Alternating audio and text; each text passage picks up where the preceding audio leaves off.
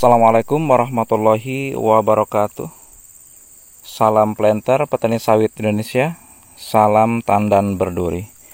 Sahabat semua, jumpa kembali dengan channel kita ini. Dan semoga sahabat-sahabat semua dalam keadaan sehat, dan yang sudah berkebun, semoga hasil kebunnya selalu berlimpah. Sahabat sekalian, pada kesempatan kali ini saya akan membahas tentang jarak tanam ideal kelapa sawit kita. Ada beberapa pertanyaan yang menanyakan berapa sebenarnya jarak tanam yang ideal untuk kelapa sawit, juga berapa jenis populasi per hektar.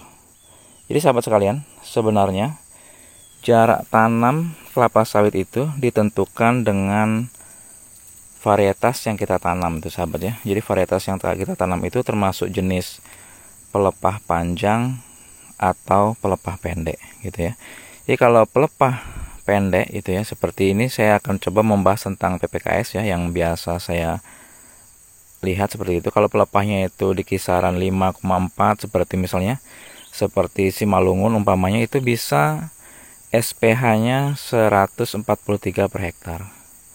Jadi dengan 143 per hektar berarti kita bisa menanam itu sekitar dengan jarak 9 kali 9 mata 5 itu sahabat. Jadi jarak yang efisien itu kita tentu dengan menggunakan pola segitiga sama sisi gitu ya. Karena pola segitiga sama sisi ini menghemat tanah, juga nanti pencahayaan matahari itu bisa lebih maksimal. Lain dengan kita menggunakan sistem pancang segi 4 itu sahabat ya. Sebagai contoh seperti ini sahabat, kalau sahabat menggunakan pola pancang segi 4 dengan jarak 9 kali 9, maka per hektar hanya akan ketemu 125 batang itu sahabat ya. Namun kalau sahabat-sahabat menggunakan pola pancang segitiga sama sisi dengan jarak yang sama 9 kali 9, maka akan ketemu 143 batang. Jadi ada selisih sekitar 17 batang per hektar itu sahabat ya. Dan tentu jarak 9 kali 9 ini tidak mutlak sahabat ya. Kalau sahabat menanam sawit dengan pelepah yang panjang, tentu jaraknya harus lebih jarang lagi. Sebagai contoh sahabat, kalau sahabat menanam PPKS varietas dampi, katakanlah seperti itu ya. Di situ kalau kita lihat pada brosurnya, maka SPH per hektar itu adalah hanya 130 batang sahabat.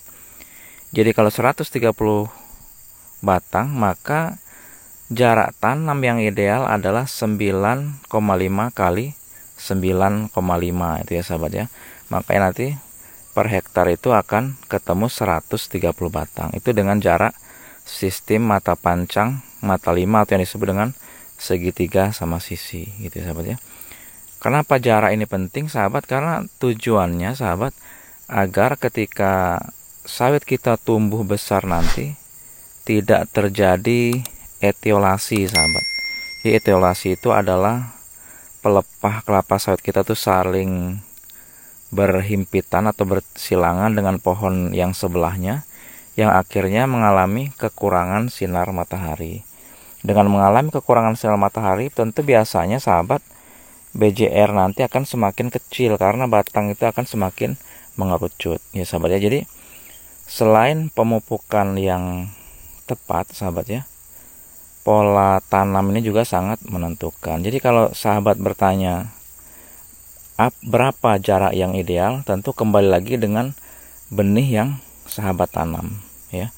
Itu kalau di setiap benih itu biasanya ada di situ tertulis berapa panjang pelepah, berapa tonase, juga nanti akan ditentukan di situ berapa SPH per hektar. Jadi dari jumlah itulah kita bisa menghitung ya, atau membagi berapa seharusnya jarak tanam yang kita tanam. Jadi kalau seumpama sahabat menanam dampi dengan panjang pelepah yang 6,2 meter, kalau sahabat tanam dengan jarak 9 kali 9 ini terlalu rapat sahabat, karena kalau di anjuran dari balai benihnya itu adalah hanya 130 batang, maka jarak yang tepat adalah 9,5 kali 9,5. Jadi seperti itu sahabat ya. Mudah-mudahan dengan video ini bisa menjawab pertanyaan para sahabat sekalian ya. Berapa jarak tanam ideal? Itu jawabannya adalah sesuai dengan varietas sawit yang kita tanam. Semakin pendek pelepah, maka SPH per hektar tentu semakin banyak. Kalau pelepah sedang tentu 143, dan kalau pelepah panjang itu di kisaran 130.